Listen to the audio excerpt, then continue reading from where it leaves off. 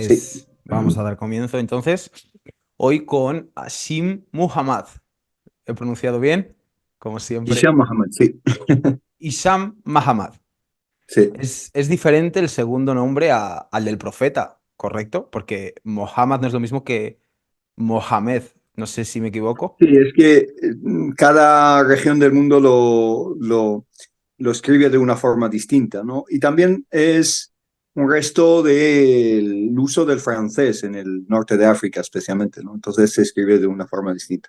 Pero en árabe es el mismo, al fin y al cabo, ¿no? Ok, ostras, Ujú. qué bueno. O sea que realmente el originario de Muhammad Sí, viene directo del árabe, pero traducido a diferentes, dependiendo de la lengua de la sí. zona. Si vas a Turquía, por ejemplo, lo escriben Mehmet, Mehmet, con T de Tarragona al final. Entonces, si vas a otros sitios en el África subsahariana, muchas veces usan Mamadou, Ok, ¿no? ostras, Cambia claro. muchísimo. Y he escuchado, ostras, qué bueno, porque realmente he conocido un montón de Mamadus y Sí. ostras, qué bueno, qué bueno. Eso es una versión de la palabra Muhammad en árabe, ¿no?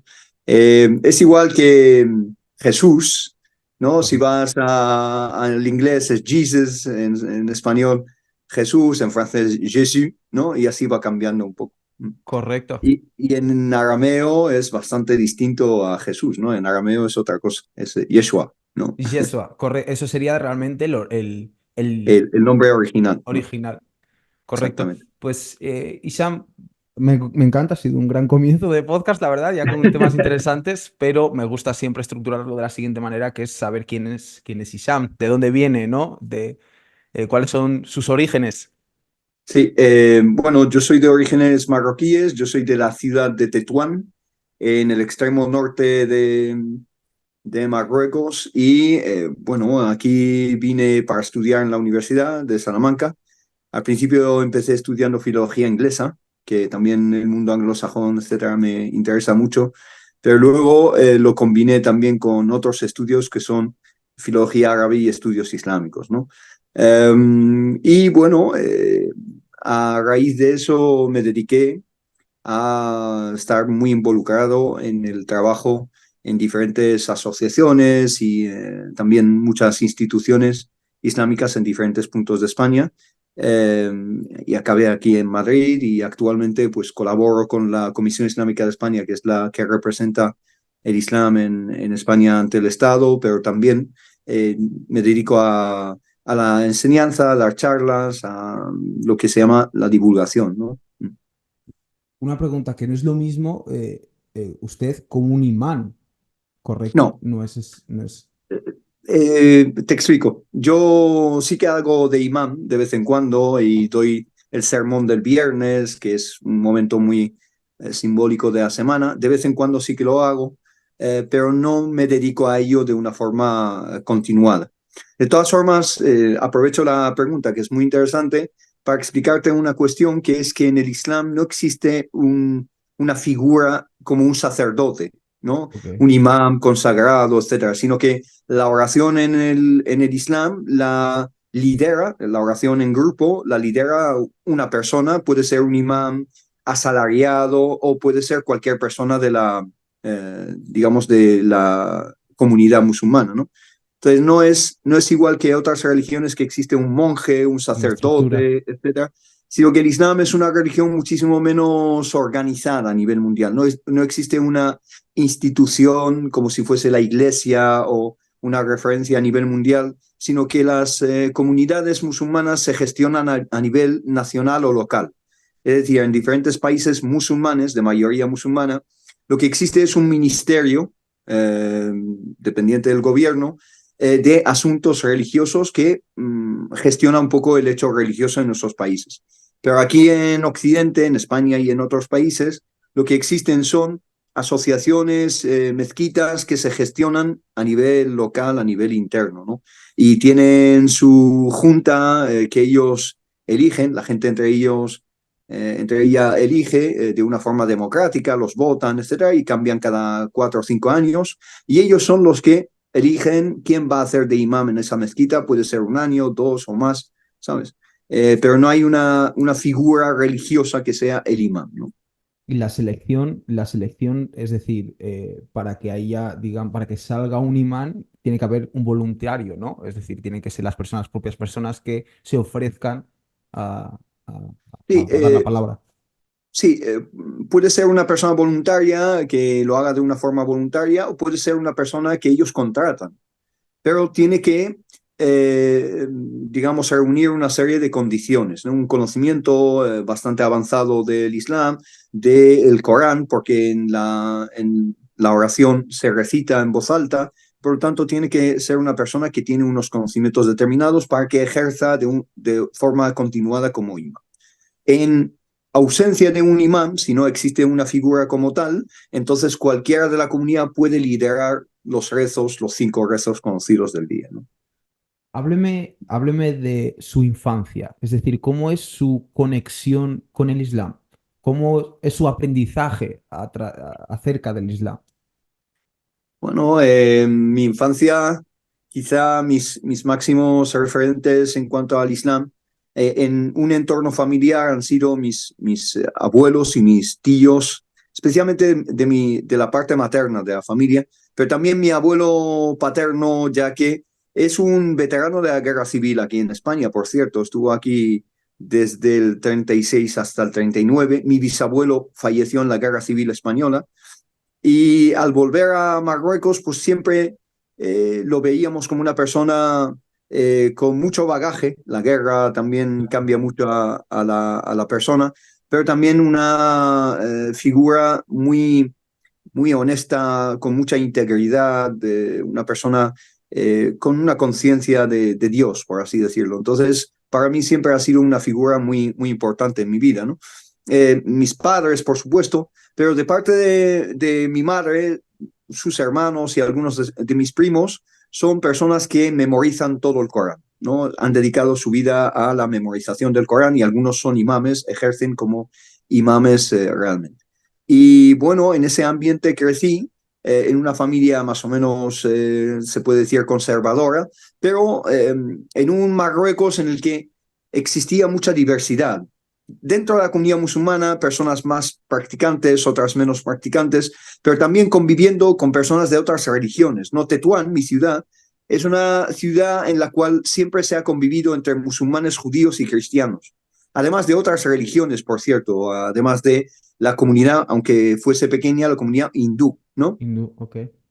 Pero siempre ha habido una comunidad muy extensa de judíos y de cristianos, especialmente de origen español, ¿no? Los españoles que nacieron y vivieron en Tetuán.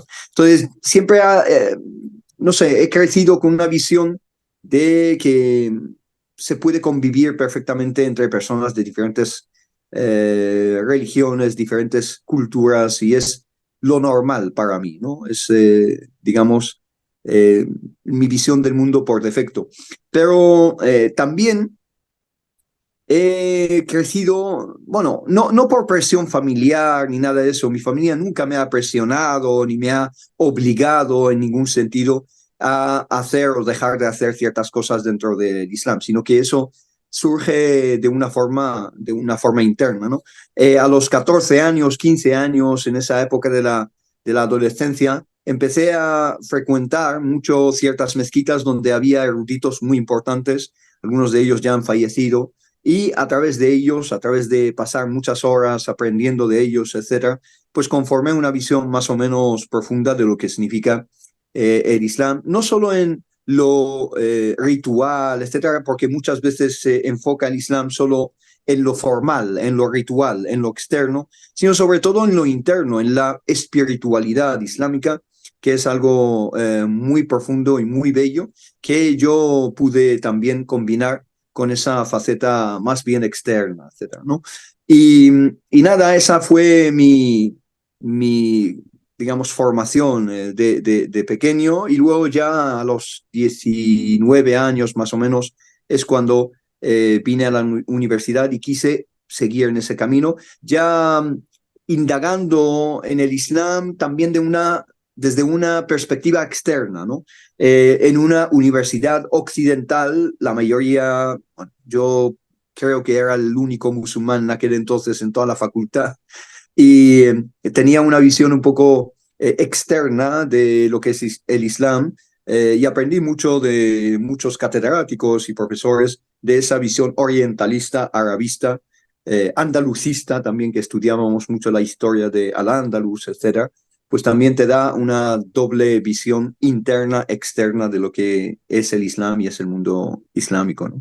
Correcto, porque no es lo mismo el educarse y realmente entender lo que es la filosofía, lo interno del Islam, del mundo islámico, a Sí, simplemente escucharlo a través de la tele. ¿No? Justo me acordaba antes al venir de un corto que solemos ver en YouTube, que era un chico musulmán, pues me imagino que serían musulmanes dando un speech en Estados Unidos, y sí, un chico musulmán que se levanta en medio que se levanta en medio de las personas, ¿no? Y dice, vosotros nos tratáis como terroristas y nos juzgáis como terroristas, ¿por qué tal vez, es decir, si vosotros nos juzgáis así en nuestra sociedad y en estas tierras, ¿no? ¿Por qué no sí. ser uno de ellos? ¿Por qué no ser así? Porque realmente me estáis forzando a serlo. Y de repente él se levanta y como que tenía dinamita aquí, lo explota y era simplemente confeti. Sí, sí, Simplemente sí. diciendo, pues, He visto la escena. el corto, ¿no? Sí, ¿Sabes el sí. corto? Pues es exactamente eso, es realmente, y al final te hace reflexionar de lo que nos involucra, ¿no? De lo que nos dicen los de arriba, como siempre ha sido, y, Sí, y dices, joder, realmente no sé nada, no entiendo nada sobre lo que es la cultura ya. islámica. Aquí se presentan varios problemas. Para empezar, lo que digo yo siempre a muchas personas, y es que se habla mucho de nosotros y no se habla con nosotros, ¿no? Se habla de los musulmanes, se habla mucho del Islam, a veces con más o menos conocimiento, muchas veces con menos conocimiento realmente. Mayoritariamente. Sí, sí, sí, se nota mucho y no hay el mínimo de interés en hablar con un musulmán, y es un musulmán con un mínimo de conocimiento también. No todos los musulmanes pueden hablar de Correcto. estas cuestiones con algo de profundidad y acierto y un poco de vigor, ¿no? Esto es el primer problema. Segundo, el Islam, en esas facetas profundas y multidimensionales que mencionaba yo, ¿no? Cuando hablaba de esos eruditos y esos doctos del Islam con los que crecí, ¿no? Eh, Eso no se aprende en los titulares, ¿no? En los artículos de la prensa. Eso es algo que conlleva años y se cuece a fuego lento, ¿no? Lleva Correcto. su tiempo, ¿no? Eh, entonces, una persona que conoce el Islam realmente tiene que haber pasado por muchas fases en su vida y muchos, digamos, muchos conocimientos acumulados, ¿no? Es algo acumulativo, ¿no? Entonces, lo que has dicho es algo muy interesante y que me lleva muchísimas veces a esta reflexión que has hecho, ¿no? Que es, los niños y los jóvenes que han crecido en Occidente, ¿no? Musulmanes, que han nacido en Madrid o en Barcelona o en Valencia, ¿no? Y que han crecido aquí. Esta es su sociedad, esta es su tierra, al fin y al cabo, ¿no? Cuando van a otros países musulmanes les dicen sois del exterior, les llaman, ¿no? Les dicen en árabe Nas del Harish, que significa la gente de fuera, ¿no? No los consideran como gente del país, sino que vienen de fuera, De como fuera, correcto. extranjeros, como turistas, ¿no? Y aquí también se les trata como Como extranjeros también, extranjeros. aunque hayan nacido aquí, se habla de eh, inmigrantes de segunda generación, inmigrantes de tercera generación. ¿Por qué hablar de un niño como inmigrante de tercera generación? Porque él no ha emigrado a ningún sitio, él ha nacido aquí. ¿De dónde ha emigrado ese niño o ese Correcto. joven?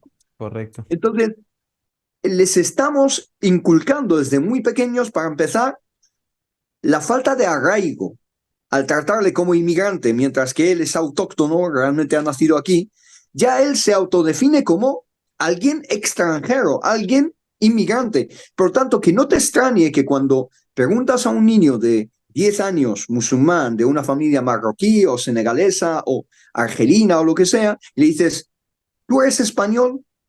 Se lo piensa, ¿Por qué? Porque te dice, pero es que no me aceptan, ¿no? Lo he Claro, escuchado y es muy triste lo que he escuchado de algunos niños, ¿no?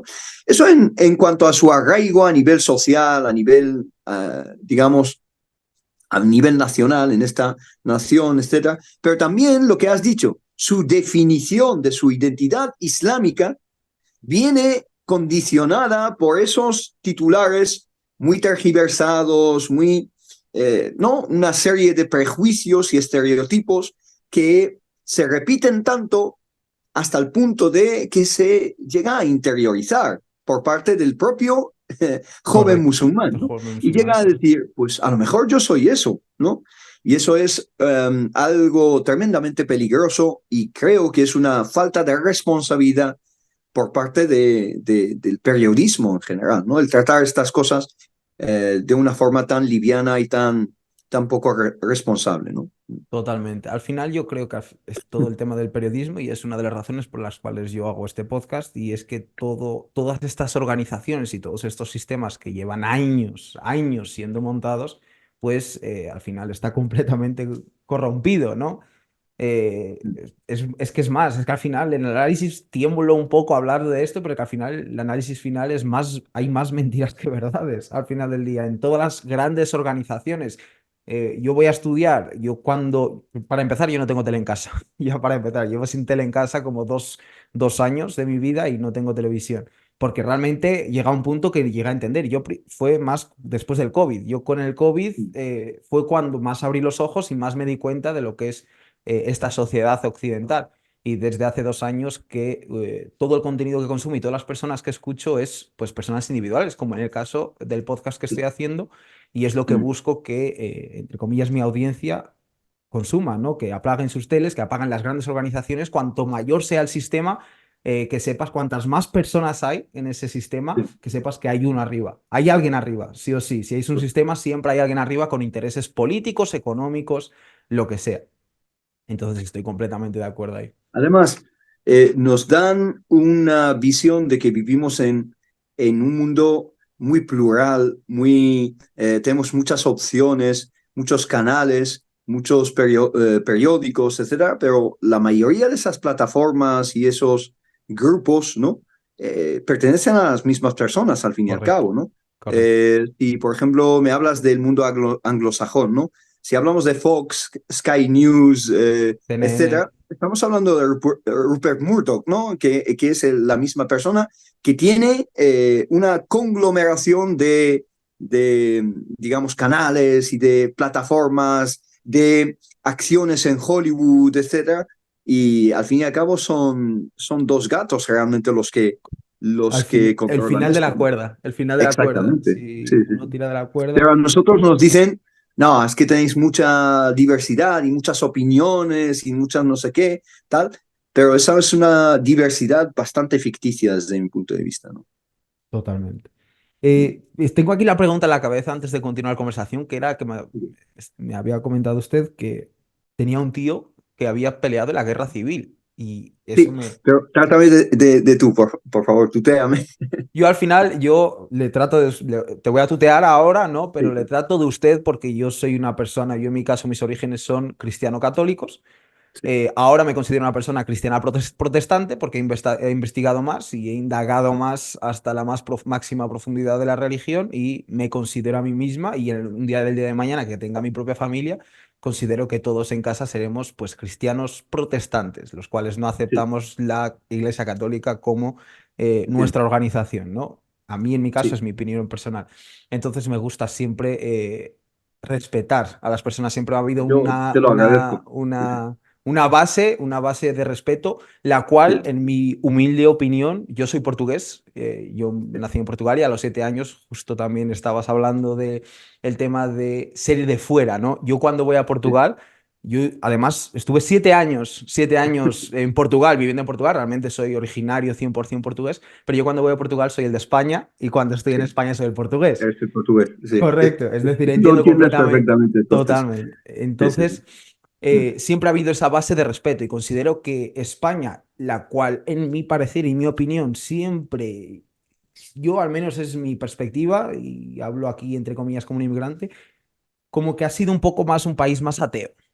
creo que siempre ha habido esa expresión de, siempre, al menos en el norte la escuchaba mucho, que es la de me cago en, Sí, y sí, sí. Sí. como esa falta Eso de en Portugal respeto. no lo escuchas tanto, No, para ¿no? nada, no, para nada, imposible. Es decir, para nada, imposible. Eso es blasfemia, ¿no? Sí, sí, Dentro sí. de, es decir, no maldecir.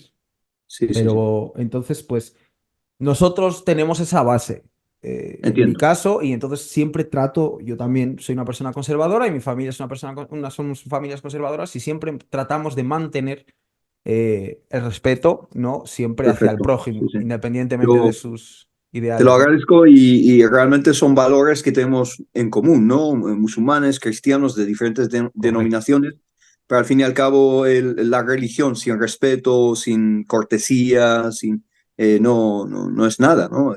La religión o te enseña a ser mejor persona o si no es No tiene una sentido. falsedad al fin y al cabo, ¿no? Mm. Totalmente. Pues Sí, yendo a eso, es decir, sí, ¿cómo así tu tío peleó en sí, la Guerra mi Civil abuelo, Española? A su mi abuelo, abuelo, tu abuelo. sí, sí. Perdón. Mm.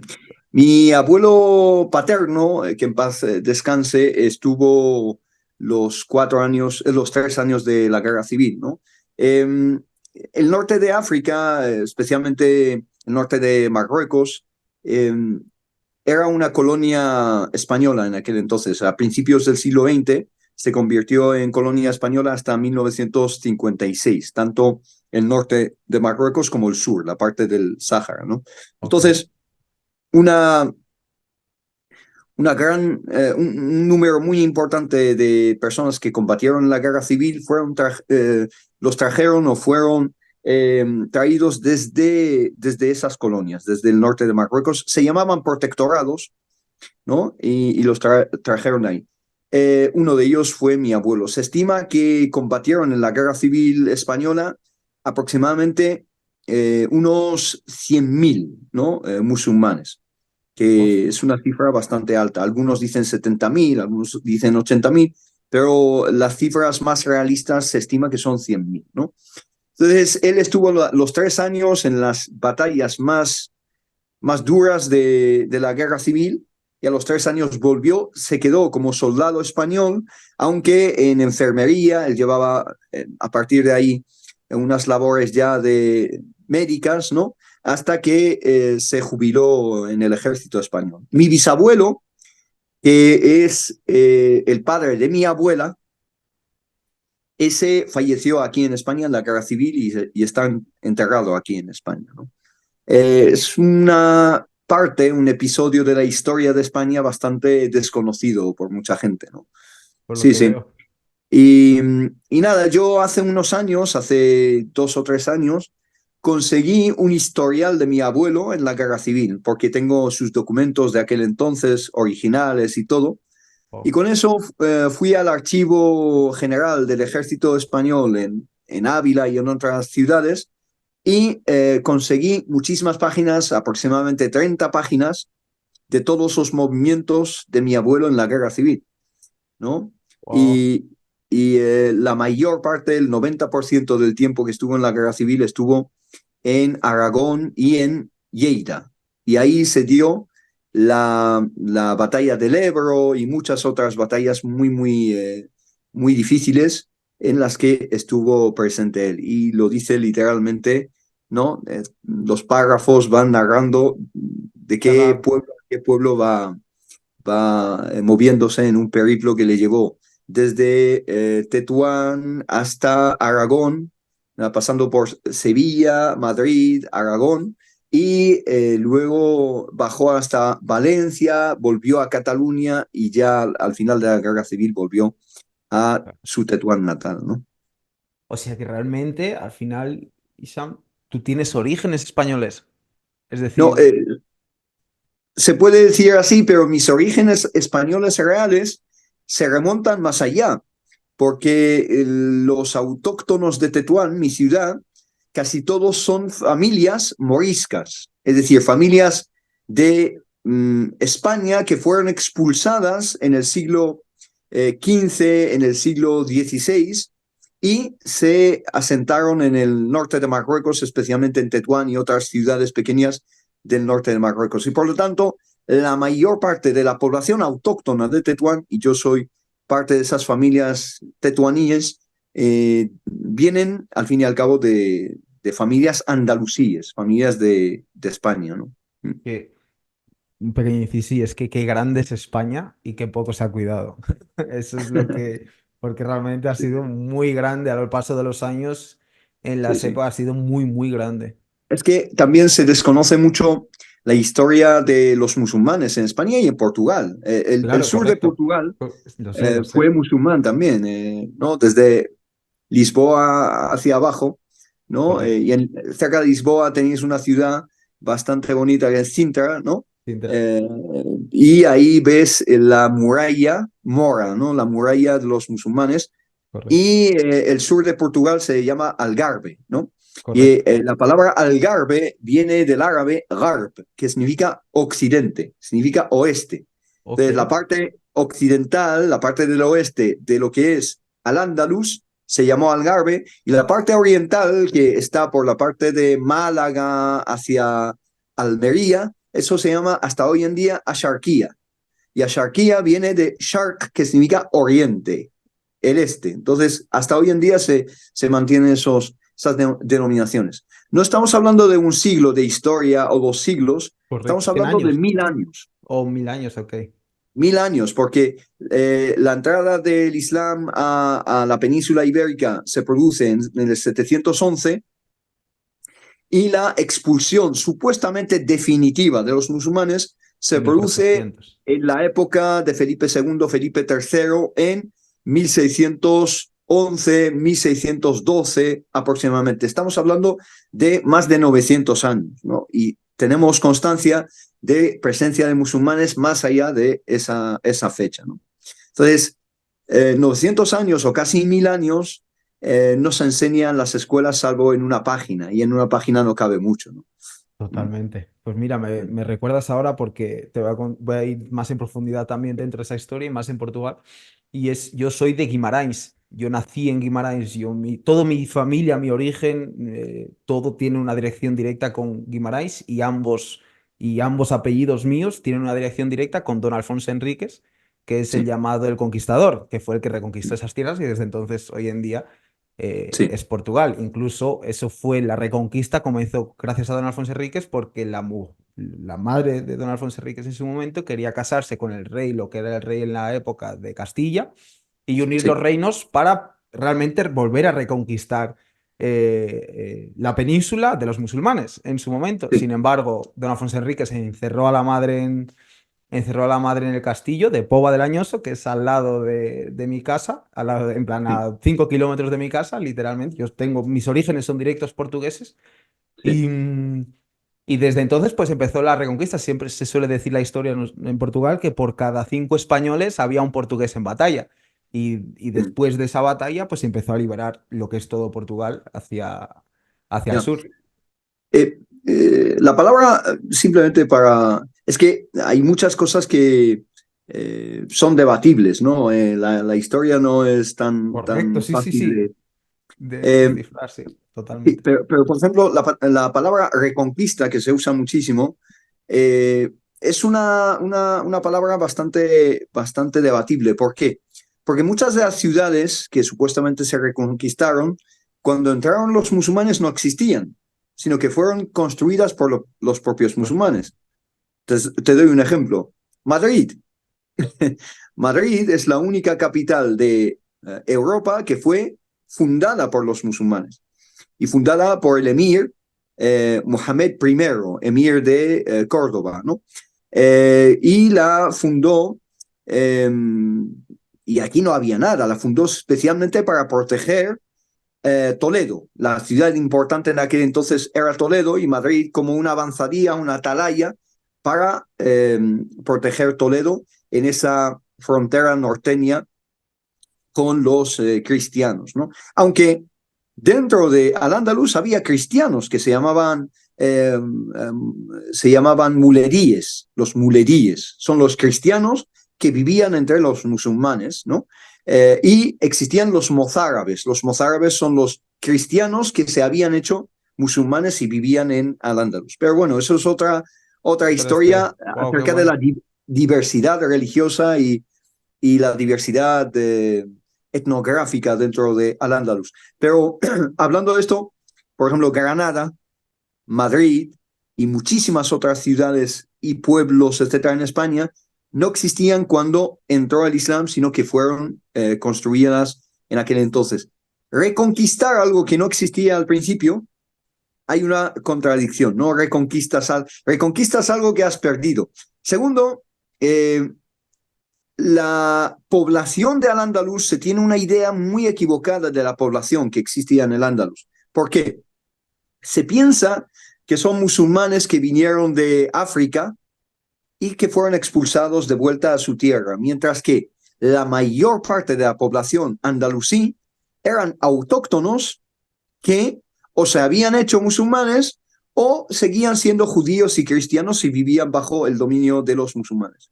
Por lo tanto, la mayoría de ellos son descendientes de visigodos y de suevos y de otros pueblos del norte de Europa. Y eso explica por qué si vas al norte de Marruecos, por ejemplo, en muchos pueblos ves a gente rubia con ojos azules, ojos verdes, pelirroja, y dices, ¿esto es África o estoy en Escocia?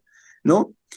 Porque muchos de ellos son autóctonos, digamos, ibéricos, que fueron expulsados simplemente porque son musulmanes y tenían todo el derecho de vivir en su tierra y la tierra de sus antepasados, que es España y Portugal. Aunque España aún no existía en el momento de la caída de Granada, no existía como nación, sino dos reinos que se estaban conformando, que son mergiendo entre sí, que son Aragón y Castilla, ¿no? Entonces fue una expulsión no basada en criterios étnicos, sino en criterios religiosos, ¿no? Si eres judío, a partir de 1492 ya tenías que abandonar España y fue una expulsión de todos los judíos o una conversión forzosa de los judíos que vivían en España.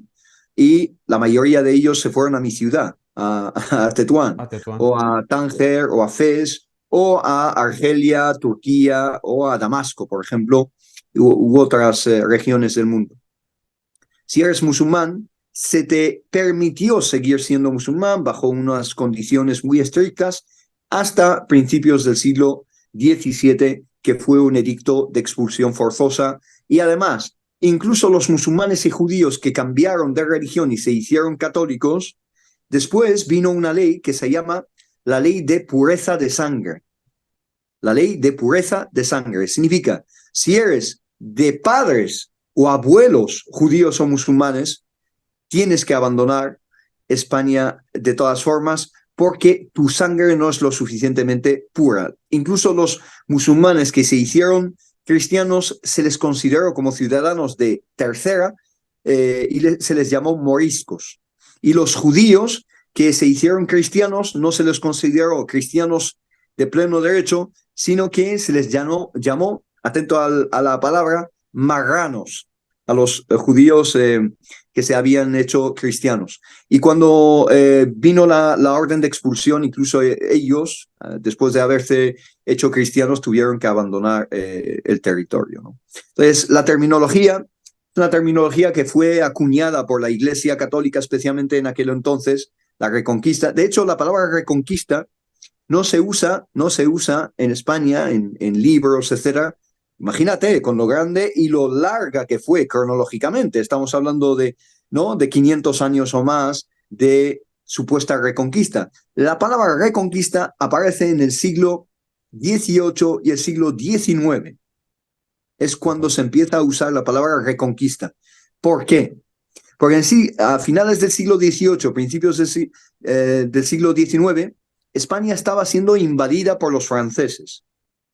¿Okay? Napoleón, su hermano. Es más, yo creo que eso fue que realmente tantos españoles como franceses llegaron a un acuerdo para invadir Portugal. Una vez lo hicieron, fue cuando Napoleón dijo, vale, pues ahora me quedo también con España. Creo que fue exactamente esa guerra, ¿cierto? Exacto. Y entonces se empezó a ensalzar un nacionalismo español en contraposición al chauvinismo y nacionalismo francés. Y para llamar a la unión nacional, etcétera, se empezó a apelar a la reconquista. Nosotros somos los que expulsamos a los musulmanes, llevamos a cabo la reconquista y por lo tanto podemos hacer lo mismo con los franceses, ¿no? Entonces ahí es donde se acuña y se afianza esa terminología de reconquista, ¿no? Wow, qué bueno porque me das ganas ahora de leer, pues más sobre todo sobre la historia de mi país, indagar un poquito más profundamente en cómo fue realmente ese proceso, ¿no? Así que lo reinvestigaré, porque al Sí, final los hablando de... propios, Sí, antes de continuar, sí, los propios musulmanes en esa época llamaban a don Alfonso Enríquez el Conquistador. Es decir, sí, los propios musulmanes, yo eso hasta donde sé. sí, porque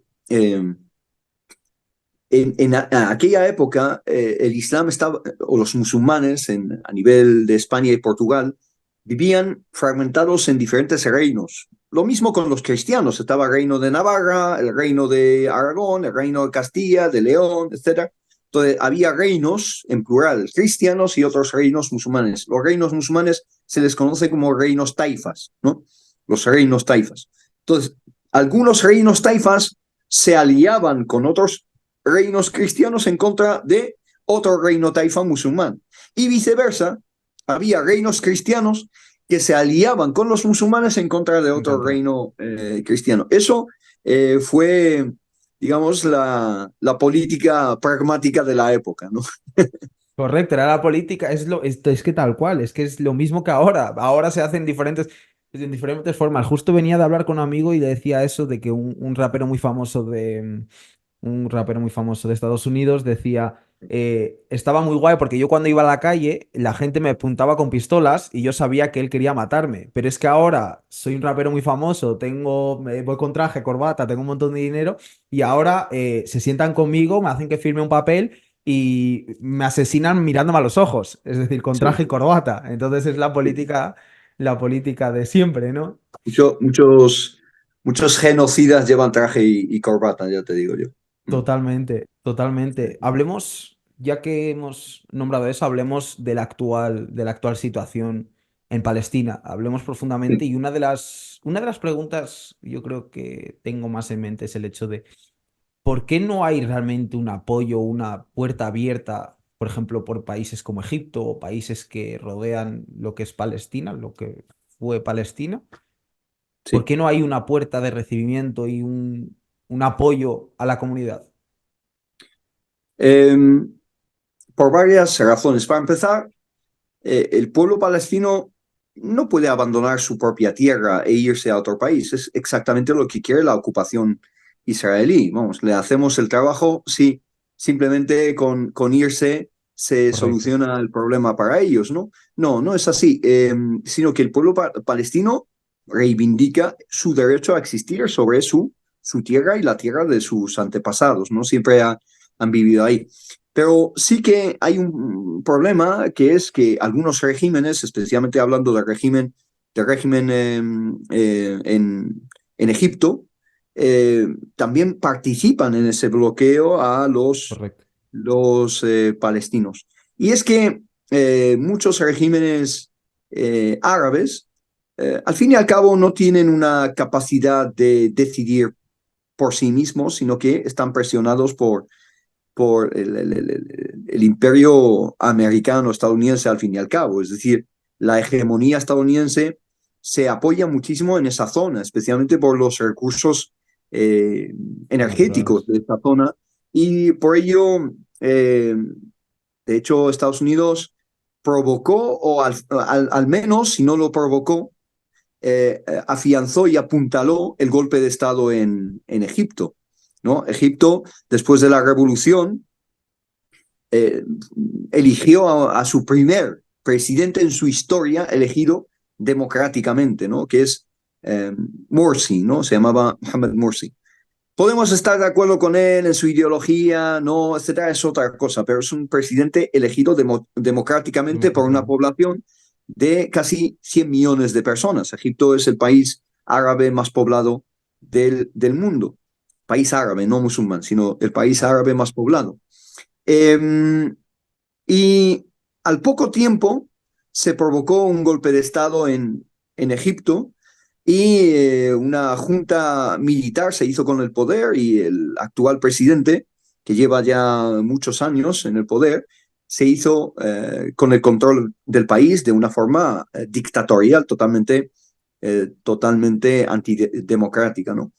En el momento, Estados Unidos, Francia, Alemania, especialmente Merkel en aquel entonces, y otros países importantes, Reino Unido, etcétera, dijeron no, hay que esperar y ver cómo va a desarrollarse todo esto. No denunciaron ni dijeron nada negativo acerca de un golpe de Estado, ¿no? Correcto. Porque les Y de beneficiaba. aquellas aguas estos lodos. Es decir, actualmente sigue siendo un país totalmente afín a la agenda estadounidense y por eso no se atreven a abrir las puertas, aunque hoy precisamente han entrado camiones de ayuda humanitaria en un acuerdo que hubo para especialmente hacer llegar los medicamentos a los rehenes israelíes y a la población civil eh, gazatí de Gaza, ¿no? Y es un acuerdo que facilitó tanto Qatar como Francia, ¿no? Intervinieron para facilitar ese acuerdo. Entonces, bueno, parte o partícipe de ese asedio a Gaza. Lo mismo pasó en Turquía, por ejemplo, hace unos años, si no me acuerdo mal, hubo un golpe de Estado en Turquía, ¿no? Y los tanques entraron a las plazas de Tahrir en Estambul, etcétera. Y gracias a Dios el golpe de Estado no fue fructífero, no alcanzó nada. Pero mientras se estaba produciendo el golpe de Estado y estaban incluso amenazando al presidente del país, etcétera, Erdogan, que puedes estar de acuerdo con él o no, pero es el Es presidente el presidente. elegido democráticamente por el pueblo, las potencias occidentales estaban apoyando el golpe de Estado, ¿no? Entonces hay un doble rasero ahí que cuando nos conviene apoyar a los dictadores y apoyar a los déspotas, lo hacemos, y cuando nos conviene hablar de la exportación, de la libertad y de la democracia, como decían en el caso de la guerra de Irak, esa guerra criminal que se cobró hasta hoy en día las vidas de cientos de miles de personas, hablaban de, no, es que queremos exportar la democracia a Irak. Y bueno, esa exportación, fíjate lo que nos ha dejado hasta el momento, ¿no? Correcto, totalmente. Es que es tan simple como pensar, ¿no? Es tan simple como ir más allá, investigar y cuáles son los intereses. Lo mismo suelo debatir mucho esto con amigos con los que me gusta hablar de política, que es el hecho del ataque de Hamas a Israel. Cualquier ataque, sea indiferentemente el cual sea el bando que sea, lo condeno sin duda alguna, pero vamos a investigar y vamos a intentar llegar más allá. Es decir, estamos hablando que Israel, Tel Aviv es de las ciudades más caras del mundo. Es decir, la economía que hay en Israel es abismal. Entonces es un poco extraño que además en una fiesta, y yo soy DJ y sé la seguridad y todo lo que tiene que tener una fiesta para que pueda funcionar, que justo en una fiesta donde hay turistas, donde que se haya facilitado esa entrada con semejante país, con semejante seguridad, Mm, con semejante riqueza. Justo da la casualidad que justo eso pasa de esa batalla de judíos y musulmanes desde el principio de la época, ¿no? Desde el principio de la creación del propio Islam. Y ya vamos un poquito ahí, que me gustaría también saber un poco qué es lo que sabes desde el principio. Em, Justo da la casualidad, esto ya es mi paranoia, da la casualidad que sale un año después de lo de Ucrania y en este cambio de mundo que estamos viviendo ahora, ¿no? En esta recesión inflacionaria económicamente hablando, sí. en esto locura que estamos teniendo ahora con el tema de géneros, con el tema de mentalidades, libertades, las supuestas libertades que tenemos que derecho a tener, justo da casualidad en todo este tema de fechas y cómo han dejado entrar, etcétera, etcétera. Entonces, Sí. De todas formas, el 7 de octubre no es el principio de algo. ¿no? Claro, Sino que claro. el Es, estallido de una situación injusta que se venía produciendo durante muchos años y décadas. Pero no voy a remontarme a la creación del Estado de Israel, etcétera, sino simplemente a unos 15 años atrás, cuando empezó el asedio a Gaza. Gaza es una franja, un territorio bastante pequeño, que fue rodeado totalmente por un muro, ¿no? Y se prohíbe la entrada o salida de personas, incluso los pescadores no pueden faenar salvo 5 kilómetros si no tengo, si no me equivoco, etc.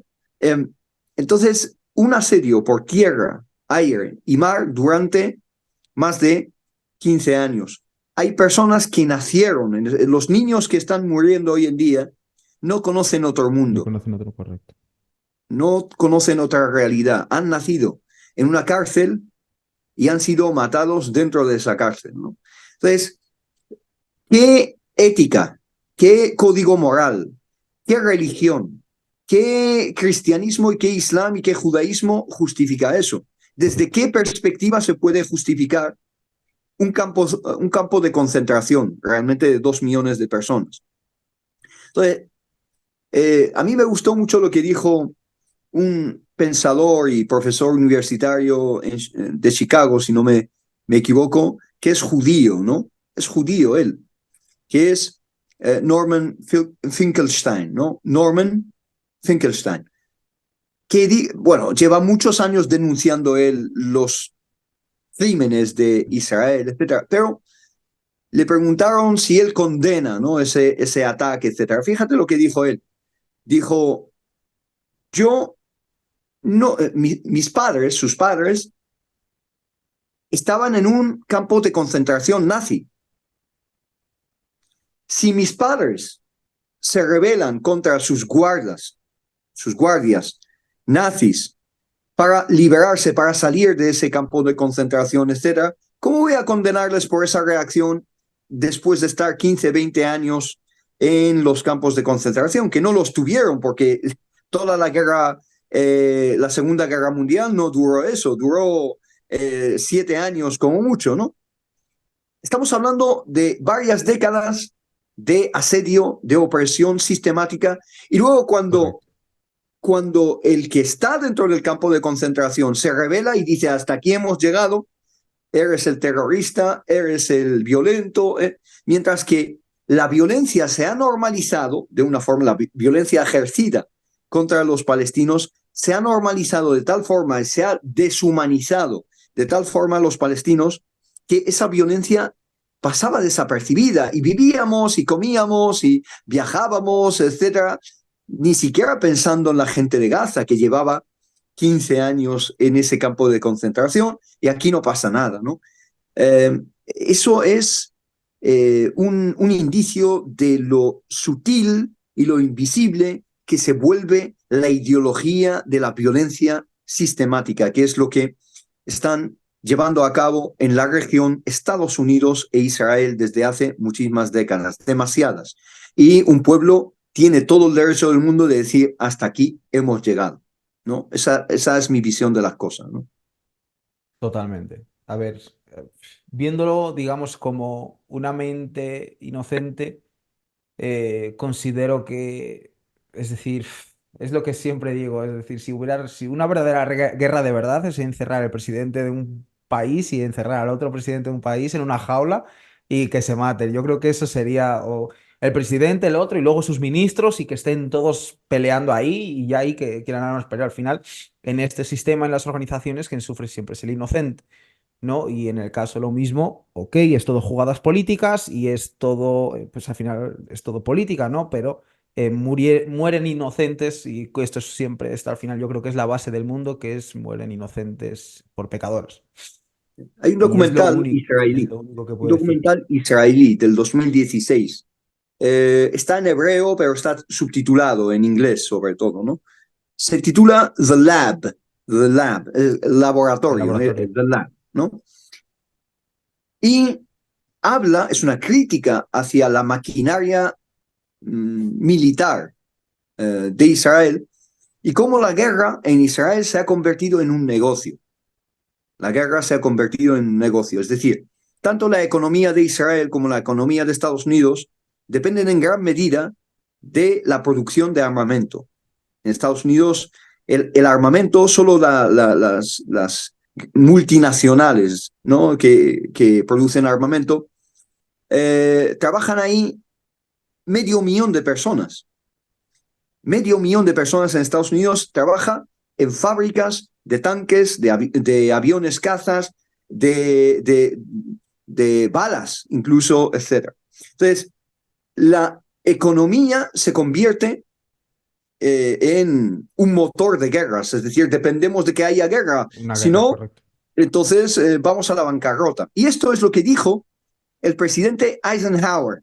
Eisenhower es un veterano de la Segunda Guerra Mundial, fue general en la Segunda Guerra Mundial, fue una persona de muy alto rango en la Segunda Guerra Mundial, y cuando volvió a Estados Unidos, a los pocos años, se convirtió en presidente de Estados Unidos.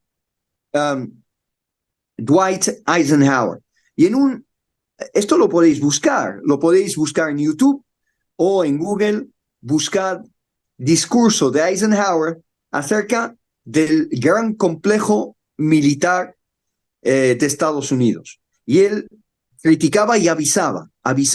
Decía, lo que no queremos es que el complejo industrial, armamentístico, militar de Estados Unidos se convierta en el que toma realmente la decisión de si hay guerra o no. Y eso es a través de los lobbies. En Estados Unidos hay lobbies muy importantes de la guerra y que en cuanto se apagan las guerras, intentan avivar las llamas de nuevo, porque muchísimos ingresos multibillonarios, dependen de que se esté matando gente en Ucrania, en África, en Israel y en Palestina, en Irak, en Siria, etcétera, que se mantengan las guerras. Y eso es la política de Estados Unidos desde los años 70, especialmente, y concretamente con alguien que acaba de fallecer hace un mes o dos, que es una noticia que pasó desapercibida, casi a los 100 años falleció, que fue el ministro de Asuntos Externos o Exteriores de Estados Unidos, que es Kissinger, Henry Kissinger. Henry Kissinger fue Sé quién es, sí. Sé que, en plan, he exactamente visto la noticia ya. una persona que tiene una escuela de pensamiento. Él escribió libros y tiene una escuela de pensamiento. Su visión del mundo es la siguiente: es mantener las crisis, mantener los conflictos, pero lo que él llama conflictos controlables, Correcto. que no se nos vayan de las manos, que estén controlados, pero que se mantengan. Lo que no interesa es resolver esos conflictos, porque muchísimas cosas dependen de ello, ¿no? La venta de armas, depende de ello el mantenimiento de la hegemonía de Estados Unidos como un ejército que interviene en esas crisis y esos conflictos, etc. Entonces él explica por qué a Estados Unidos le conviene manejar esos conflictos en vez de resolverlos y terminar con ellos, ¿no? Entonces, aquí no estamos hablando de algo que se produjo hace 2 meses o 3 meses, el 7 de octubre, sino que es una visión del mundo y un plan a largo plazo que se viene desarrollando en las últimas décadas, ¿no? Décadas, ya no hablamos de años, ya Sí, hablamos de sí, décadas de totalmente. planes. Sí. Y es exactamente por eso que no quieren a Donald Trump dentro del Estado.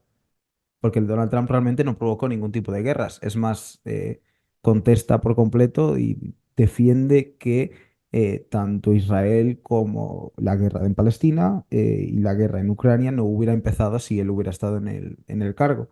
Entonces yo creo que también es algo que interesa a las grandes élites, que no esté un hombre como él al cargo. Sí que es una realidad que mientras estaba Donald Trump, algunos conflictos estaban quizá más controlados, pero sí que hay cosas que hizo o que dijo Donald Trump que, bueno, que son bastante contestables, especialmente en el sentido de el trato de Donald Trump con la comunidad musulmana a nivel mundial. Sí que hay una visión bastante islamófoba contra los musulmanes, especialmente, y esto lo he sufrido yo personalmente y otras personas, porque yo tengo familia en Estados Unidos y familia directa, mi hija, etcétera, viven en Estados Unidos. Eh, la, la, la, la comunidad musulmana a nivel mundial ha sufrido, por ejemplo, la decisión de restringir la entrada de musulmanes en Estados Unidos, musulmanes que a veces tienen residencia en Estados Unidos, salen para visitar a sus familiares, pero cuando quieren volver, Vuelven. no tienen la capacidad de volver, no les dejan volver, teniendo lo que se llama the green card, ¿no? La tarjeta verde, ¿no? De residencia en Estados Unidos. Y eso fue una decisión de Donald Trump, ¿no? Entonces, bueno, Donald Trump tiene cuestiones que son positivas y otras que son negativas y creo que debería ir puliendo un poco, especialmente su relación con el mundo musulmán es ambivalente, ¿no? No voy a decir que es solo negativa, Claro. porque tuvo contacto con muchos países musulmanes, etcétera, pero sí que es ambivalente y hay cuestiones que se pueden pulir con el tiempo, ¿no? Te voy a hacer una pregunta, por ejemplo, Isam. Sí. Yo entrevisté a una mujer transgénero aquí en mi podcast con Ariana. ¿Hay mujeres o hombres transgénero que se haya cambiado de sexo en países árabes o musulmanes? Sí, me imagino que sí. Sí, sí, sí. En algunos países. Pero otra pregunta distinta que yo me la planteo es qué dice el Islam acerca de eso. Pero a verlas, haylas. Sí que existen, ¿no? Entonces, ¿cuál es el...? Porque al final en este mundo occidental, cuando hay un político dentro de lo que cabe, en mi caso, yo me gusta personalmente las ideas de Donald Trump, considero que debe defender sus bases dentro de lo que cabe. Y yo creo que el mundo occidental, aunque haya sido a través de la manipulación y de las mentiras, si algo ha defendido en los últimos 40 o 50 años ha sido la libertad de elección. Es decir, el poder facilitar cuantas más posibilidades mejor. Tal es el hecho, tal es el caso de que al final la mayoría de musulmanes que no tienen unas buenas capacidades, unas buenas situaciones en sus países de origen, en Marruecos, Argelia, eh, no sé, cualquier país que esté, digamos, en el norte de África, emigran a Europa, realmente, que es con, entre comillas, ahora mismo unos orígenes cristianos dentro de los últimos años. Es decir, me imagino que será por las condiciones financieras y las condiciones externas, ya no solo financieras, sino sociales, que se ha creado aquí. Entonces, dentro de lo que cabe, la política tiene que ir dirigida a las personas de casa. Sí, te contesto sinceramente.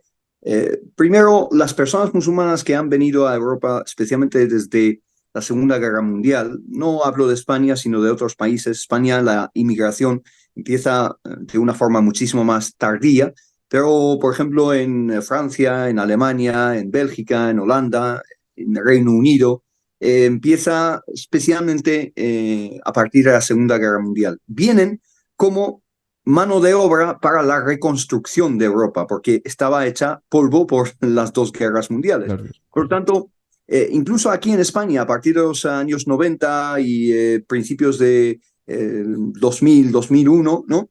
Llega una mano de obra desde el norte de África para llevar a cabo trabajos que la población autóctona no está por la labor de llevar a cabo. Es decir, no cualquiera le gusta trabajar a las 5 de la mañana recogiendo calabacines en un campo en Almería, ¿no? No Correcto. también yo he convivido con muchas personas musulmanas, marroquíes, argelinas, que se pasaban semanas cubiertas en asfalto en las diferentes autovías construyendo la infraestructura de España.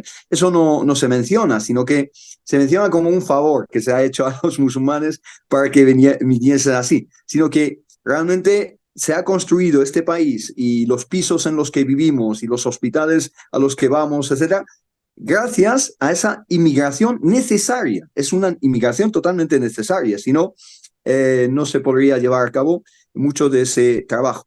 Y segundo, la situación, tienes toda la razón, yo no te estoy quitando la razón. La situación en algunos países musulmanes es una situación dramática a nivel económico, a nivel social, social. en muchos sentidos, securitario a veces incluso, etcétera. Pero eso se da en gran medida a lo que acabamos de mencionar, por guerras y por manipulación y una corrupción en esos países alimentada y fomentada por ciertas potencias occidentales. Es decir, la corrupción que existe en algunos países musulmanes no es por culpa del pueblo, sino a pesar del pueblo. Correcto. Y esos presidentes o esos dictadores que existen en esos países son muy amigos de las élites que has Del occidente, mencionado, sí, son muy cercanos, ¿no? totalmente. Hasta que cumplen su fecha de caducidad. Gaddafi, por ejemplo, en Libia, era muy querido, muy amado de Berlusconi y de Sarkozy y de otros en diferentes países occidentales. Iban ahí, le besaban las manos. Tienes vídeos Sí, sí. literalmente de ellos besándole las manos a Gaddafi, hasta que llega un momento que intentan eliminarle. Lo mismo con muchas monarquías en diferentes países del Golfo Pérsico, de Oriente Medio, etc. Hay corrupción, por supuesto que sí. ¿Quién la mantiene? ¿Quién mantiene a esa gente ahí? Los pueblos, no, los pueblos mañana mismo estarían rebelándose en contra de esas élites que también ven como élites muy corruptas, pero se mantiene por el intervencionismo occidental y de esas élites que has mencionado. Y además, si eso indica algo, indica lo mal que ha hecho las cosas Occidente en esas regiones del mundo. Si esas personas ni siquiera aguantan estar ahí, eso es digamos, una señal de los años y décadas de colonialismo y destrucción social, económica, educativa, etcétera, de esas sociedades que muchas personas ya no aguantan vivir ahí, buscan otros horizontes, de la misma forma que en otras épocas y otras décadas, muchos de Portugal o de Galicia o de otras partes de Europa se iban a Argentina o se iban a Estados Unidos o se iban a otras partes del mundo porque las condiciones de vida en Europa eran inaguantables en aquel entonces, precisamente, por ejemplo, en Portugal, bajo la dictadura que duró muchas décadas. En Portugal, muchas personas se vieron obligadas a irse a otro país, ¿no? Yo mismamente.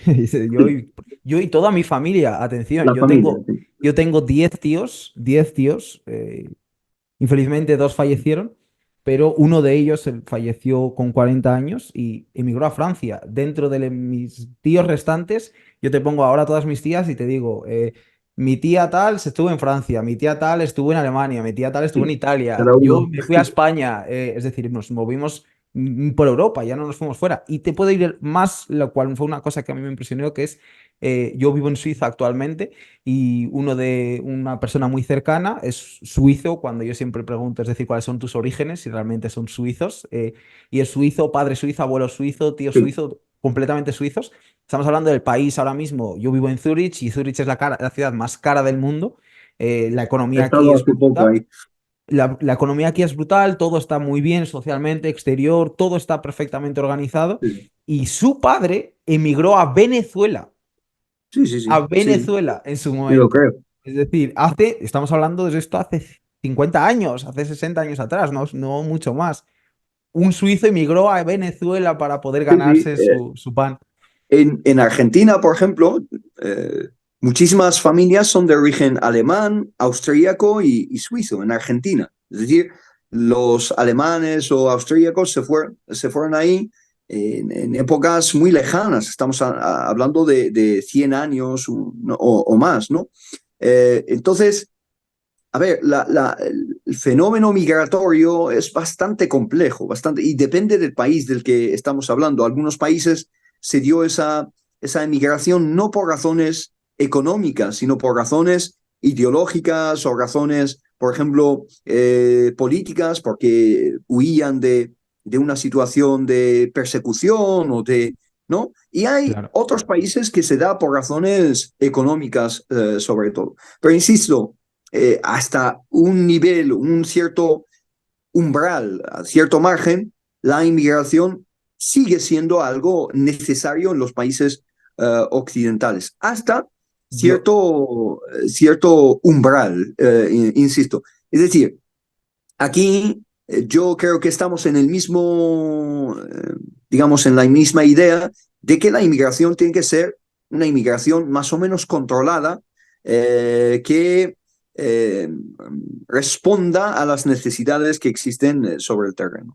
correcto, dentro del país. Yo vivo en Suiza y es un Sí. país muy conservador, Lo un conozco muy país, bien.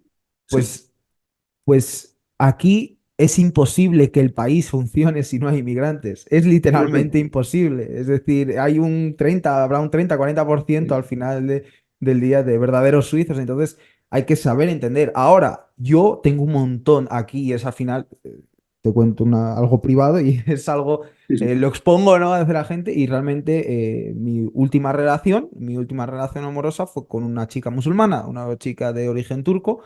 Y aquí yo con todos los musulmanes, que tengo un montón de amigos de origen principalmente de Turquía, y trabajo con un montón de personas de Turquía que son de origen musulmán y además mantienen los valores dentro de 2-3 semanas, correcto, empieza ya el Ramadán y ya la gente empieza a hablar de eso en el trabajo y me Sí, informo mucho.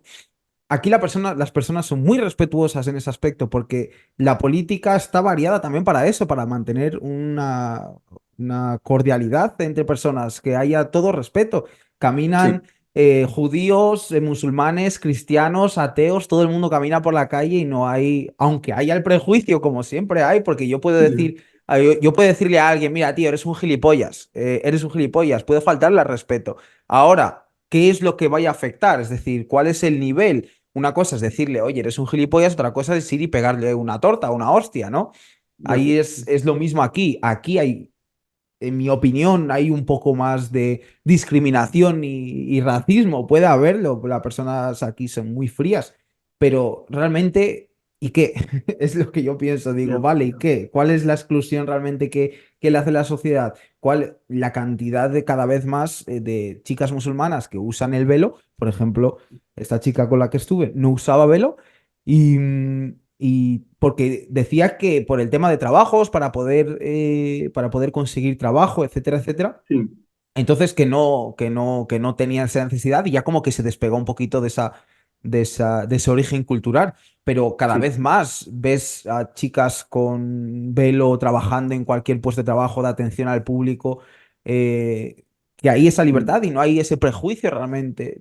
Porque es que es sí, más, si hay un musulmán o una persona de ese mismo origen que quiera ir a comprar a esa tienda, igual ve a esa chica y tiene más confianza para comprar, ¿no? Incluso beneficia ese capitalismo sí, para la empresa. Ahora bien, claro, cuando en este caso en España, cuando dejas pasar a todo, absolutamente todo, abres frontera y que pase lo que sea y ya está, y no sabemos ni quién está entrando, ¿no? Nadie sabe quién está entrando, pues es normal que al final del día se acabe manchando esa imagen, ¿no? de la sí. inmigración. Em, sí, bueno, aquí se plantea algún que otro tema y es que cuando, yo creo que estás bastante de acuerdo con lo que voy a decir, ¿no?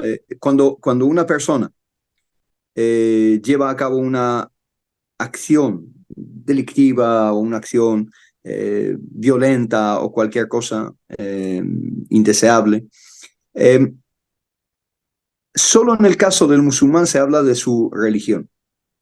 Cual, tal cual, pero tal cual, tal O cual. sea, si es una persona atea, no se habla del ateísmo, ¿no? No, Buah, tal este cual, ateísmo que nos ha hecho perder todos tal los cual. valores, ¿no? Si es una persona agnóstica, no vamos a decir, no, es que está perdido, está, ¿no?, Si es un buscando. cristiano o si es Si es un un... cristiano, mucho menos, ¿no? Mucho menos. Pero si es un musulmán, este Islam, este Corán, el Corán tiene que estar enseñándoles estas cosas, ¿no? Wow, tal cual. Qué buena, qué buen desbloqueo cerebral, porque al final siempre ves en el titular de origen marroquí, de origen islámico, de origen tal, pero realmente no Y siempre. siempre se dice, y cuando iba a llevar a cabo ese atentado, ese ataque, gritó Allahu Akbar, Allahu ¿no? Akbar, Gritó. Allahu Akbar lo decimos todos los musulmanes todos los días, todos o los sea, días. todos los días. sea, no significa nada, ¿no? En el sentido, no conlleva un grito de guerra, etcétera. Significa Dios es el más grande. En mi vida, Dios es el supremo, no hay otra cosa más grande que Dios. Y por lo tanto, Allahu Akbar es algo fundamental en la visión del mundo de un musulmán. No, es que gritó Allahu Akbar. ¿Qué Claro, quieres decir con eso? Es para indicar que que es el musulmán. Islam a lo mejor es el que le enseña eso. Y es algo absurdo ya, ¿no? Y creo que ya incluso las personas no musulmanas se están dando cuenta de Correcto. la magnitud de la manipulación que estamos viviendo, ¿no? Vamos a ir ya para Sí, finalizar un poco, ir sí, sí. profundamente dentro del Islam. Vamos a ir al origen y vamos a ir porque también me estaba acordando y estaba pensando antes que no he podido acordarte en ningún momento, que es el hecho de que estabas diciendo que las propias personas de dentro del país, ¿no? Las propias personas de Marruecos o Egipto ya están vendidas a Occidente, ¿no? Y ahí te iba a comentar qué importancia hay realmente de leer el Corán y de realmente conectar con tu religión y conectar con tus valores, qué gran la importancia esa para no vender tu alma, no vender tu alma al demonio, ¿no? Mm, Entonces ahí está la verdadera importancia de la religión. Y con totalmente. esto vamos a los principios. Quiero que me hables cómo fue fundado el Islam, con esas aventuras del profeta Mahoma. Sí. Eh, vale, mind-blowing fact, ¿no? Un hecho también nuevo que muchas personas desconocen. Para nosotros los musulmanes, el Islam no empieza con Muhammad, Wow. sino, sino que empieza mucho antes. ¿Qué significa? Significa que para nosotros todos los profetas de Dios, todos los mensajeros, enseñaron Islam, enseñaron lo mismo. Wow. Jesús, Moisés, Abraham, Ismael, David, Salomón, todos han enseñado Islam. ¿Qué significa Islam? Islam significa someter mi ego, mi voluntad, a la voluntad divina. Eso es lo que significa la palabra Islam. Islam viene de subordinarte a Dios, el pensar que tú estás por debajo de Dios al fin y al cabo y practicar lo que Dios te manda y te indica. Eso es lo que es el Islam. Bien, dicho de otra forma, cuando Jesús dice en el Evangelio que sea tu voluntad y no la mía, en Mateos, o cuando se postra 3 veces, como hacemos los musulmanes, Jesús, que la paz sea con él, se postra, o Abraham en el Antiguo Testamento, cuando recibe la noticia del nacimiento de su hijo, se postra en el suelo. Eso es Islam, al fin y al cabo, es someterte a Dios, ¿no? Eh, y eso indica que todos los profetas han enseñado lo mismo. Y eso nos lleva a que el profeta, para nosotros, concluyente, Muhammad, no es el fundador del Islam, sino que es el último profeta del Islam. No sé si me explico. Wow, sí, totalmente, wow. O sea, ¿Sabes? wow. O sea que al final realmente para el verdadero musulmán, el verdadero islámico, incluso Jesús es Hombre, parte del Islam. por supuesto. Jesús está mencionado más de 20 veces en el Corán.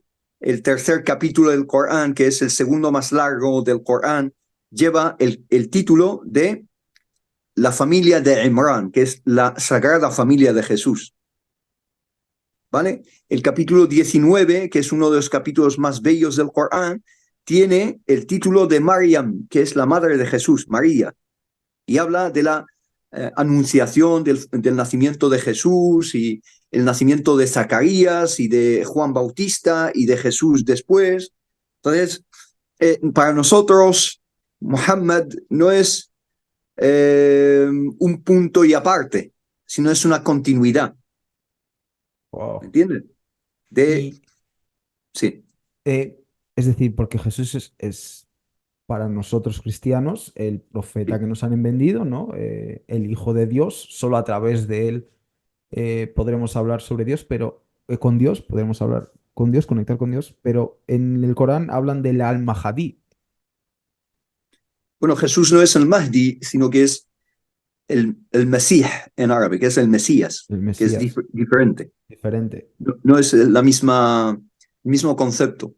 Eh, para ser musulmán, yo para ser musulmán, tengo que reconocer el origen divino del mensaje de Jesús, que la paz sea con él. No puedo ser musulmán y decir, no, Jesús no. O decir Jesús no es el Mesías. Eso ya te excluye del Islam porque el Corán lo dice literalmente, que lo menciona varias veces, Jesús, hijo de María, el Mesías, ¿no? Entonces, para nosotros Jesús es el Mesías, sí, por supuesto. Y ahí está, pero el Ahmadi es... Mahdi se llama al Mahdi a una figura que el profeta Muhammad dijo en algunos dichos, algunos hadices, ¿no? Se dice que aparecerá hacia el fin de los tiempos, pero no es un profeta, Ok, sino que es una figura que va a unir a los musulmanes y va a ser fuente de justicia, va a regir según, digamos, el Corán y con justicia y va a devolver la dignidad a las personas, etcétera, etcétera, ¿no? Entonces, esa es la figura Mahdi, pero no es un profeta o un mensajero de Dios, no lo es. ok. Y entonces, Mahoma realmente, ¿qué es? Porque, por lo que yo tengo entendido, Mahoma empezó una confrontación directa con los judíos, con la No, gente. no es así. Ok, pues eso Termina la quería. idea y te contesto. Pues entonces, a través de esa confrontación, él volvió a la Meca, ¿no? Y a través de ahí empezó realmente a sacar sus reflexiones y empezó a movilizar incluso a hombres. No.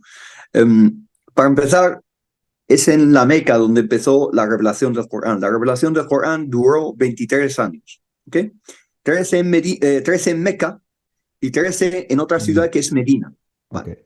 En esos 13 de Meca no hubo guerras, no hubo confrontación armada. Sí que los musulmanes que iban uniéndose al profeta Muhammad eran acosados, transgredidos, algunos perdieron la vida, etc. Había una persecución religiosa hacia esa nueva comunidad que seguía al profeta Muhammad, que la paz sea con él. Después de 13 años, él se fue a otra ciudad, que es Medina, en un viaje que es el que marca para nosotros el inicio del calendario islámico, ¿no? En esa fecha.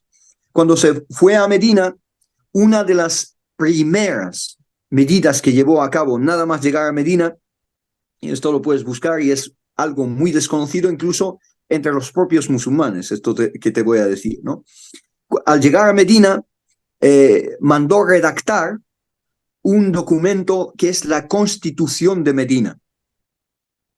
Y esa Constitución de Medina es la primera constitución de carácter civil en la historia de la humanidad. ¿Por qué? Porque él hizo un censo de los habitantes de Medina y los derechos y obligaciones que ellos tenían como ciudadanos no se basaba en una discriminación religiosa o étnica, sino por ser ciudadano, seas musulmán, judío o de otras religiones, tienes los mismos derechos y las mismas obligaciones. Entonces, en Medina, cuando vino el profeta Muhammad, que la paz sea con él, ya existía una comunidad extensa de judíos que estaba conformada de diferentes clanes. Esos clanes tienen nombres y apellidos. El clan de Banu Qaynuqa, Banu Qurayza, Banu Nadir y otros que vivían en las inmediaciones de Medina.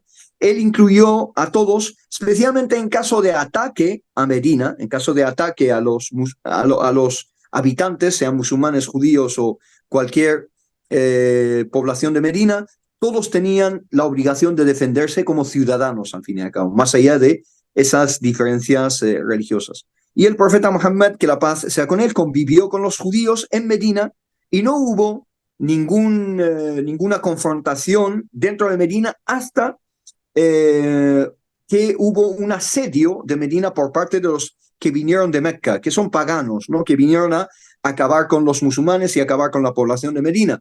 Y ahí un clan de los judíos traicionó el acuerdo. No todos los judíos, ok. sino un clan de esos muchos que he mencionado. Y el profeta Muhammad, que la paz sea con él, juzgó a los que habían, digamos, traicionado ese pacto de defensa común, ¿no? Y la convivencia con los judíos continuó después de eso, ¿no? Dentro de Medina. Hasta tal punto que se menciona mucho una anécdota que el profeta Muhammad, que la paz sea con él, cuando falleció, su armadura estaba empeñada a un judío que le había prestado dinero al profeta Muhammad, ¿no? Entonces, Wow. había relaciones comerciales, relaciones familiares. Es decir, te doy un ejemplo, ¿no? Porque se dice mucho que los musulmanes somos antisemitas, lo cual es, de nuevo, muchísima ignorancia compuesta. ¿Por qué? Porque semita significa que eres de un pueblo semítico, ¿sí o no?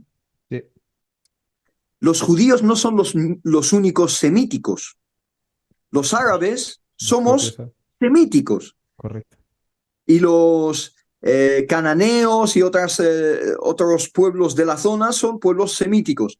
Lo que se hizo es que se redujo semítico a los judíos, nada más. Son los únicos semitas que existen y eso no es verdad, ¿no? Los árabes somos semíticos también. Y además, gran parte de la población judía de Israel no es semita.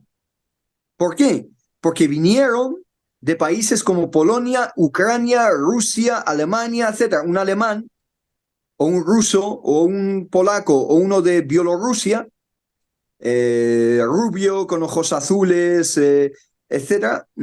Creo que étnicamente no encaja en lo que es ser semita, ¿no? Claro. Quizá los españoles y portugueses tengáis más de semita por la presencia musulmana y judía antaño que muchos rusos o polacos que vinieron a ocupar Palestina a mediados del siglo XX.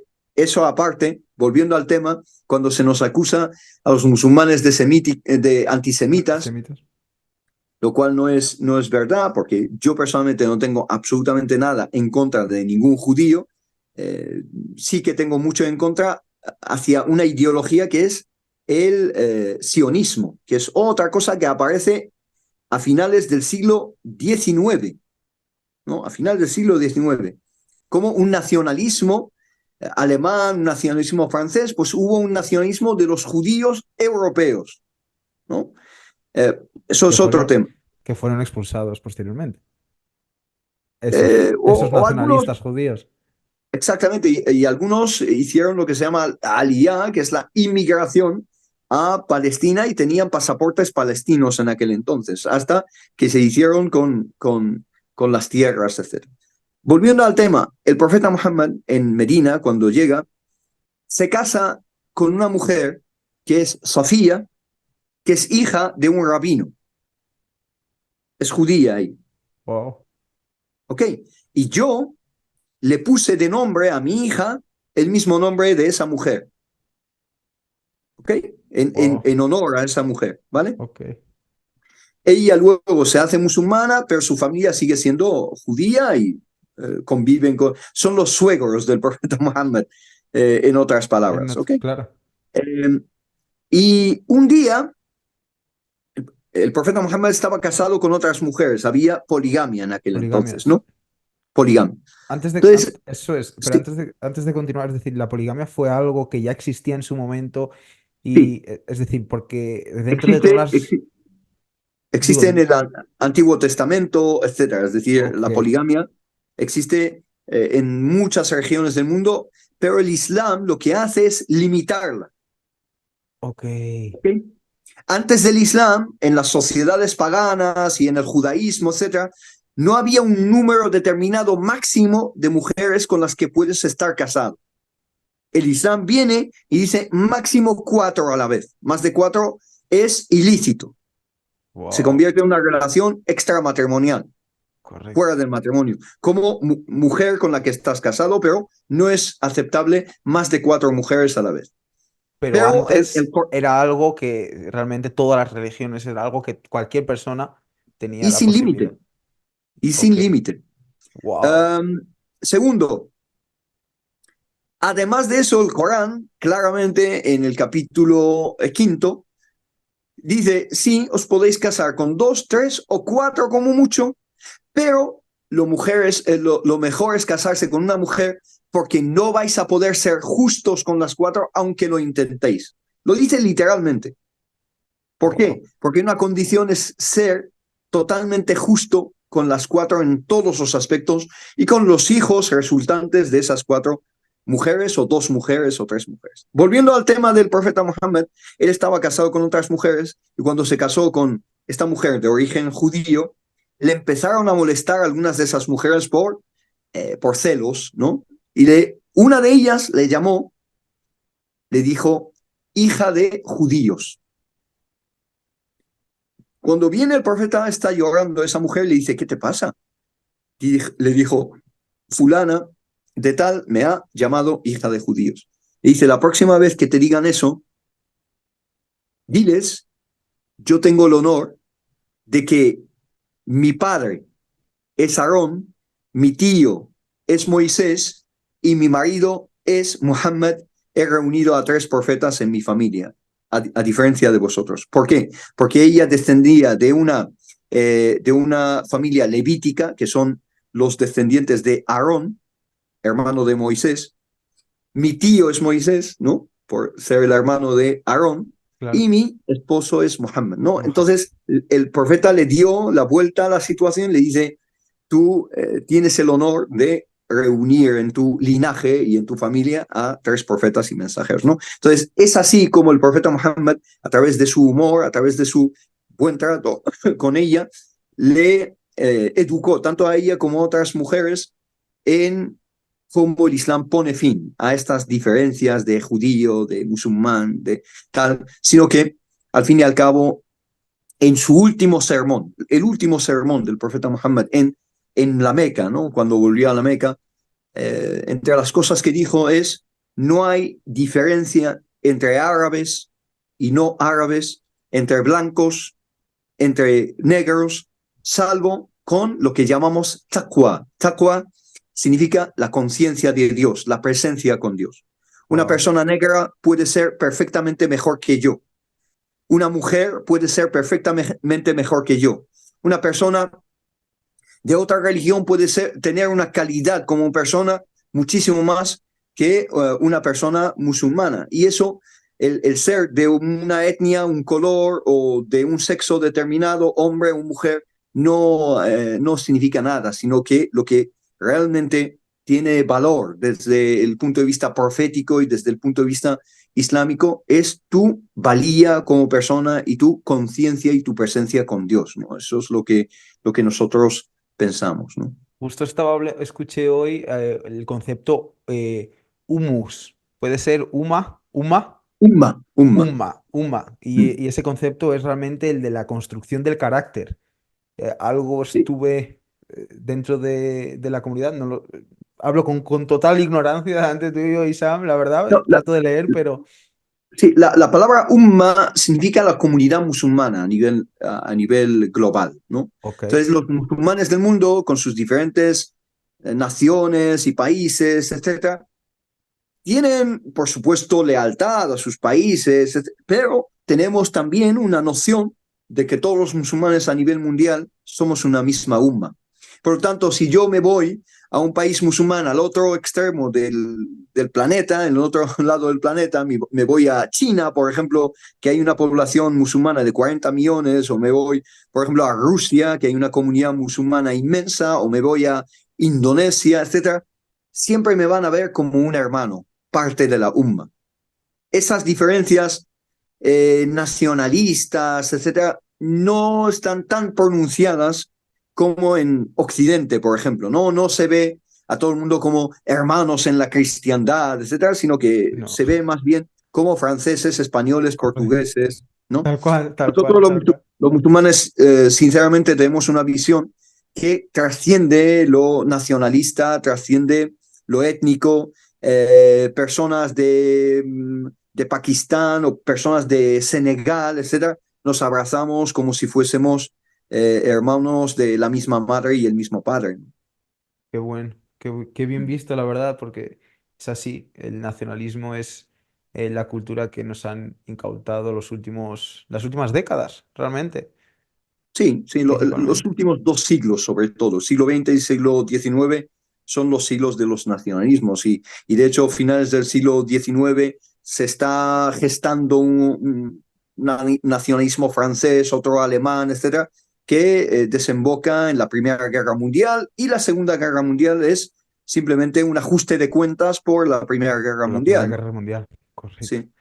Mm. Eh, Porque tengo todavía estas preguntas Sí. que quiero hacerlas, que es ¿mató Mahoma? Es decir, ¿mató a alguien? ¿Asesinó? ¿Entró en guerras? Sí, ¿Movilizó seres humanos? sí, hubo varias batallas, pero fueron batallas la mayor parte en defensa propia, empezando por la primera, que se llama la batalla de Badr, y la segunda, que es la batalla de Uhud. Se produjeron a las afueras de Medina porque venían a invadir a Medina, ¿no? Los que le expulsaron de la Meca le persiguieron después de justo un año a Medina para extirpar la presencia musulmana, porque se jugaba mucho. Ellos eran sobre todo mercaderes, personas de mucho poder comercial.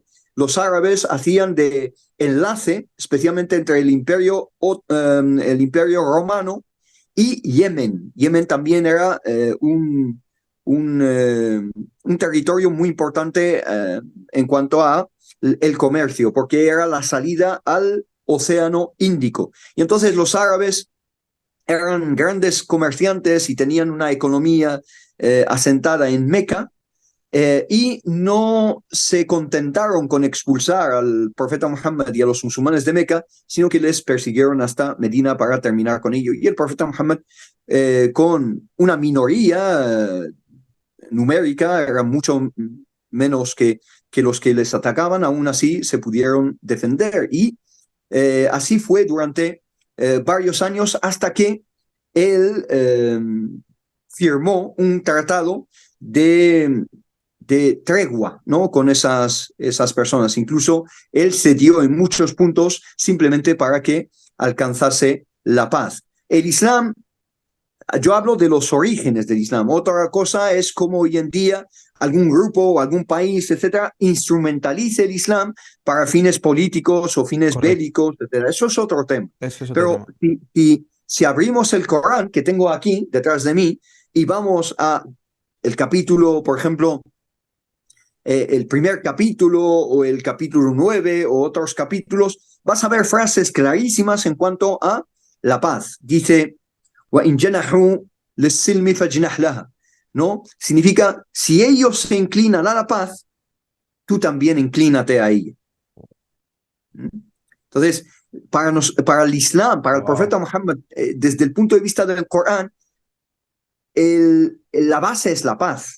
Es decir, la situación ideal, la situación por defecto es la paz, no la guerra. La guerra es la anomalía que hay que eliminar, que hay que terminar con ella. La base y la norma es la paz, ¿no?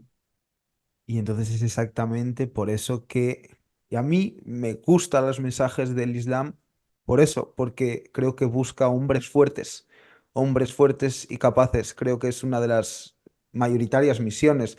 Es decir, yo siempre digo, el diablo le encanta a los débiles, el diablo le encanta al hombre que se Estamos puede de acuerdo. manipular, Sí, le sí, encanta al hombre que es fácil de llevar. Entonces sí. Dios quiere a un hombre fuerte, Dios quiere a un hombre capaz.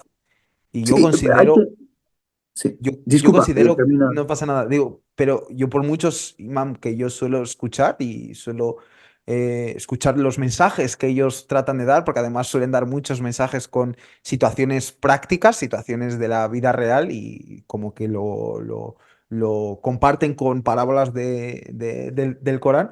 Y la mayoría es realmente con la intención de ser fuerte, de ser capaz, de lidiar con las situaciones, que hay algo más allá y es Dios que quiere que aprendas Sí. algo, que mejores. Um, yo de joven hacía muchas artes marciales, ¿no? Entonces, las artes marciales te las enseñan no para agredir a la gente, sino para defenderte en caso de necesitarlo. Y de hecho, el saludo que nosotros teníamos en el templo Wushu de Kung Fu es este, ¿no? Entonces, esto es la guerra a mi derecha, pero también la paz a mi izquierda. Te ofrezco la paz, pero si no quieres paz, también te Ay, puedes encontrar con otra cosa, ¿no? Entonces, eh, wow. la definición de la fuerza es esa. Hoy en día, la hombría o los hombres fuertes se están definiendo de una forma a veces inadecuada, pensando que es violencia o es violencia Correcto. contra la mujer, eso te define como persona fuerte. Eso te define como una persona muy débil, ¿no? Una persona que agrede a una mujer o a una persona indefensa, etcétera, es una persona muy débil espiritualmente, mentalmente y en todos los sentidos. El profeta Correcto. Muhammad dice, ¿quién es, ¿quién es la persona fuerte para vosotros? ¿No? Man shadid. ¿Quién es la fuerte? La persona fuerte. Dicen, aquel que puede tumbar a los demás, puede luchar, ¿no? Dijo, shadid, la persona fuerte, es quien se controla en momentos de enfado. Si te enfadas, te sabes autocontrolar. Eres responsable de lo que dices y no dices y haces cosas que más tarde puedes arrepentirte de haber hecho o dicho, ¿no? Entonces, esa es una definición bastante interesante de la fuerza, ¿no? La fuerza no es algo físico simplemente, sino que es algo mental, algo espiritual, sobre todo. Eh, pero también hay un dicho muy importante del profeta Muhammad que dice, el creyente fuerte es mejor y más amado para Dios que el creyente débil. Y en ambos hay algo bueno. Ese es el dicho. ¿Qué significa? No está hablando de una fuerza física, sino que una fuerza espiritual, ¿Cuál? física, emocional, una fuerza de controlarte ante tentaciones de la vida mundanal, de la vida material y sensual en la que vivimos, Correcto. el autocontrol, una capacidad también financiera, una capacidad económica, eso también es una fuerza. Hace parte. Entonces, por supuesto, entonces la fuerza en todos los sentidos es algo deseable, pero todo carece de sentido, carece de fuerza si no tienes la fuerza espiritual. El dinero, la fuerza física, la fuerza sexual, cualquier tipo de fuerza, si no tienes una fuerza espiritual en tu corazón, todo lo demás se vuelve en tu contra y no en tu favor. Entonces, la fuerza espiritual significa que ante todas las situaciones y los altibajos de la vida y los golpes que te puede deparar y las situaciones positivas, negativas, de bonanza y de escasez que puede experimentar uno en la vida, aún en ese roller coaster, ¿no? Que es una montaña rusa en la que estamos, aún así mantienes el tipo y tienes una ecuanimidad, una estabilidad, un equilibrio a nivel moral y a nivel ético y a nivel espiritual. Para mí eso es lo que nos falta a nivel mundial, no hablo solo de Occidente. En Occidente se ve de una forma muy acusada, pero se ha exportado esa debilidad a muchos sitios del mundo gracias a una globalización que ha disuelto todo, ¿no? Todo es líquido hoy en día, todo estamos en un charco, ¿no? Y todo vale, todo es relativo. Mientras que desde mi punto de vista, el Islam nos llama a volver a esa